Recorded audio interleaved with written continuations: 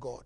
8 things that we all know that we all fall short of, but 8 things that by the grace of God and the mercy of God and our sense of determination and the fact that we want to aim to God's standards, to God's ideal, we must watch out for. What are the 8?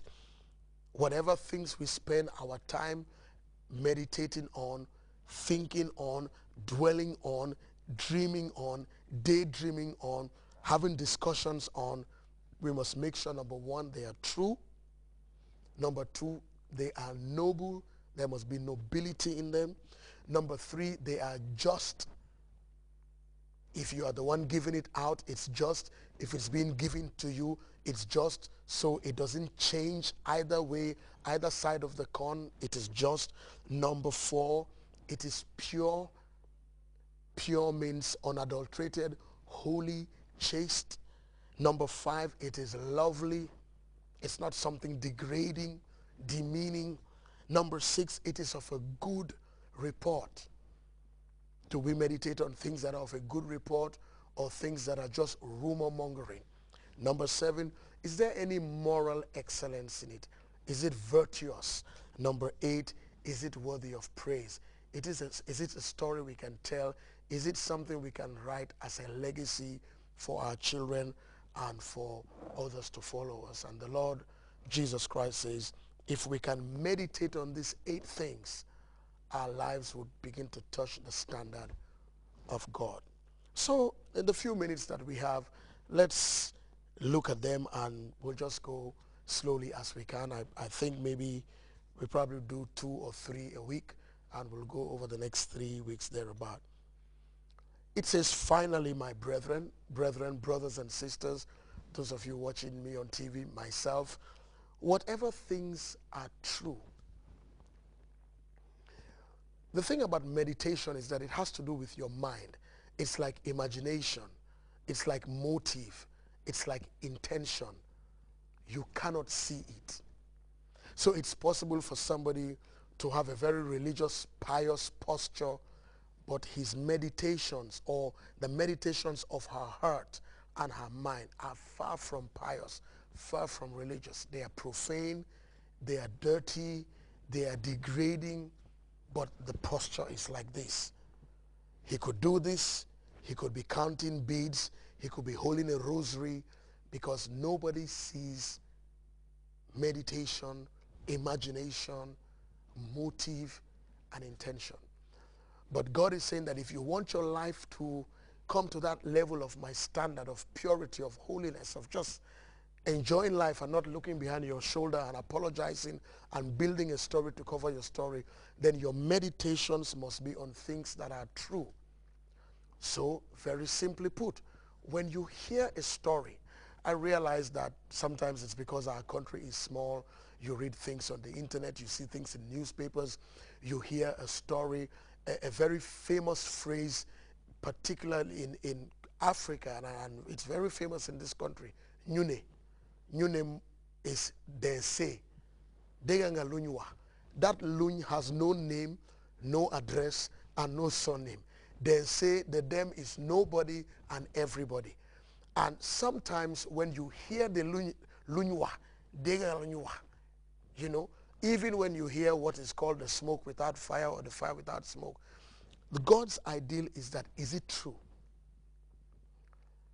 And by that, is it factually true? If you are quoted, is it true? This is God's ideal, which you fall short of, and certainly which I fall short of. But there's nothing like having an ideal, because you aspire to it. This is where we want to get to. This is the bar.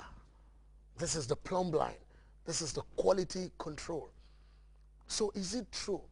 That story you had last night, the story you had this morning when you went to work, is it true?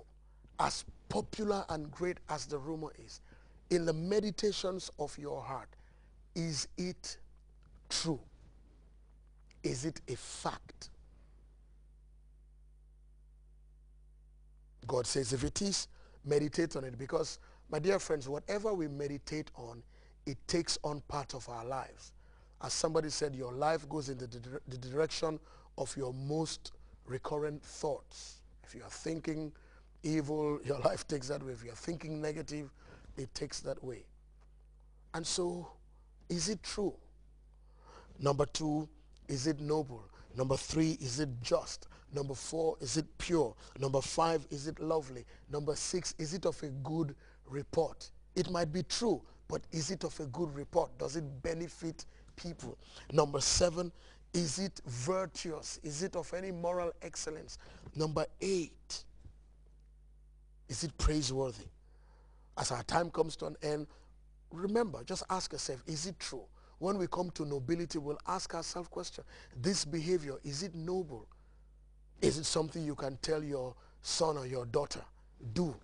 You call your daughter to advise her and say, you know, when I was at your age, I slept with all the boys. So do it. That's nobility. You cannot do that. You cannot say to your young son, you know, when I was at your age, I was stealing. Just steal because I am an example.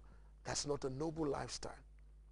And so when we begin to grade ourselves 1 to 5 on truth, nobility, just, purity, loveliness, good report, virtue, praiseworthy, how will we score? This is what we are going to check on, because it was a final word, and I hope it will be of blessing to us. Our time is up, and we shall continue from here. It's Philippians in the Bible, chapter 4, verse 8, and maybe part of verse 9, but it's all in verse 8. So I pray that God blesses us all as we walk towards this for a great nation. Have a good evening. God bless you and good night.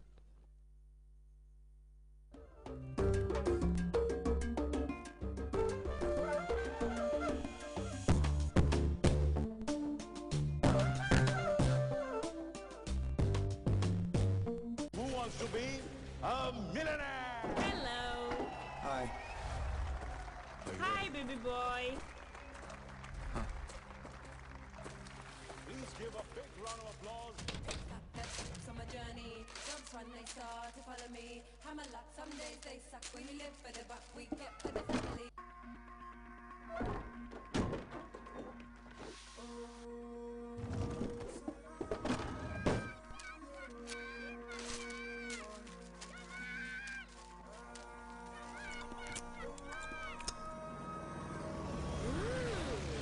What? Honey, it's all about Munchie Milk Salt Cake. I love it so much. Mom, I love Jim. Please be bringing more. Sole Agents, MFH Group, all Singapore outlets, and King Food Banjul.